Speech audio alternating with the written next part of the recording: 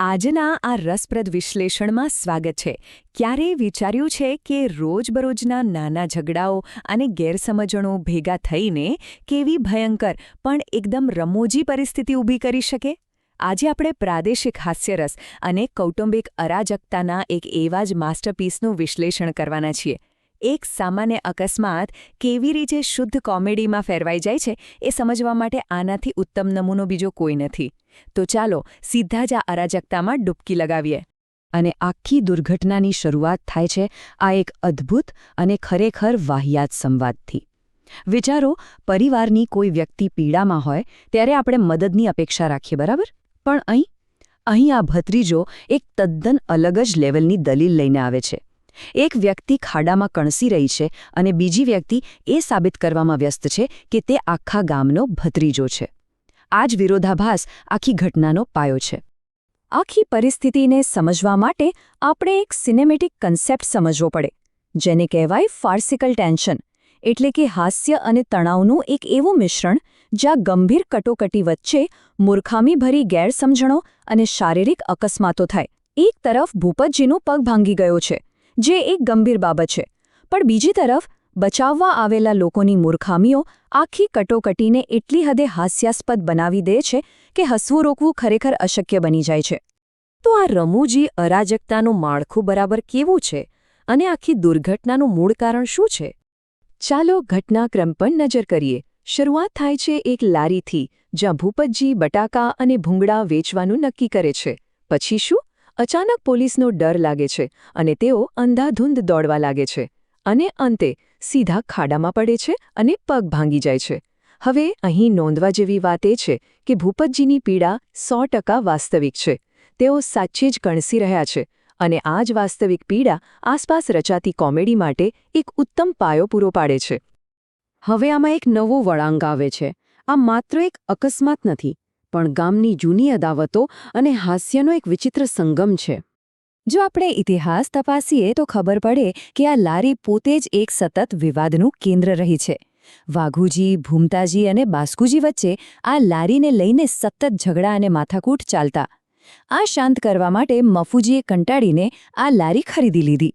અને એનાથી પણ મોટો વળાંક તો ત્યારે આવે છે જ્યારે લારીના પૈસાથી વાઘુજી એક રિક્ષા લે છે. અને એ રિક્ષા પણ અંતિમ સંસ્કારની યાત્રા વખતે પલટી ખાઈ જાય છે. મતલબ કે આ કોઈ સામાન્ય અકસ્માત નથી, પણ નિષ્ફળતાઓની એક ભવ્ય અને લાંબી પરંપરા છે. અહીં સ્પષ્ટપણે જોઈ શકાય છે કે ગામની આ જૂની બાહ્ય અદાવતો કેવી રીતે અંગત ઝઘડાઓમાં ભળી જાય છે. શાપિત લારીનો ઇતિહાસ અને પેલી પલટી ગયેલી રિક્ષા, આ બધું પરિવારના સભ્યો વચ્ચેની અર્થહીન બોલાચાલી માટે એકદમ પરફેક્ટ બેકગ્રાઉન્ડ સેટ કરે છે. જ્યારે ભૂપતજી પીડાથી બૂમો પાડી રહ્યા છે ત્યારે આ લોકો તેમને બચાવવાને બદલે લારી અને રિક્ષાના ઇતિહાસની ચર્ચા કરી રહ્યા છે. શું કહેવું આને? અને આ અરાજકતામાં સૌથી મોટો ઉમેરો કરે છે એક ખાસ પાત્ર, અસમર્થ ભત્રીજો. જરા આ બે વિરોધાભાસી ચિત્રો જુઓ. એક તરફ કાકાની અત્યંત દયનીય સ્થિતિ છે. તેઓ ખાડામાં પૂરી 30 મિનિટથી અસહ્ય પીડા સાથે ફસાયેલા છે અને તેને તાત્કાલિક મેડિકલ હેલ્પની જરૂર છે. અને બીજી તરફ આ મહાન બચાવ કરતા ભત્રીજો, તે સૌથી પહેલું કામ શું કરે છે? ઈજાગ્રસ્ત કાકા પર સીધી માટી નાખે છે. અને એટલું જ નહીં, મદદ કરવાને બદલે કૌટુંબિક નામો અને સંબંધો પર લાંબી દલીલો શરૂ કરે છે. અપેક્ષા અને વાસ્તવિકતા વચ્ચેનો આટલો મોટો તફાવત જા આખી ઘટનાને જબરદસ્ત હાસ્યાસ્પદ બનાવે છે. ભત્રીજાની આ દલીલ ફરીથી સાંભળવા જેવી છે. તેની આક્રમકતા અને એકદમ તર્કશૂન્ય લોજિક ખરેખર કમાલના છે. કોઈનો જીવ જઈ રહ્યો છે, પગ ભાંગી ગયો છે, છતાં આ ભાઈ પોતાનું વર્તન બદલવા કે થોડી પણ સંવેદનશીલતા બતાવવા બિલકુલ તૈયાર નથી. તે પોતાની જ એક અલગ દુનિયામાં મસ્ત છે. એક મેડિકલ ઇમરજન્સીના સમયે શબ્દો અને હોદ્દાઓ પર ચર્ચા કરવી, આ જ વસ્તુ તેને એક અદ્ભુત કોમેડિક પાત્ર તરીકે સાબિત કરે છે. આટલું ઓછું હોય તેમ આમાં ઉમેરાય છે શારીરિક રમોજ, એટલે કે સ્લેપસ્ટિક કોમેડી અને એકદમ ખરાબ ટાઈમિંગ. આખી એક્શન સિક્વન્સનું જો પૃથ્થકરણ કરીએ તો સમજાય કે ખરેખર શું થઈ રહ્યું છે. પહેલાં તો કાકા પહેલેથી જ ખાડામાં પડ્યા છે અને ભત્રીજો તેમના પર જ માટી પાડે છે. પછી શું?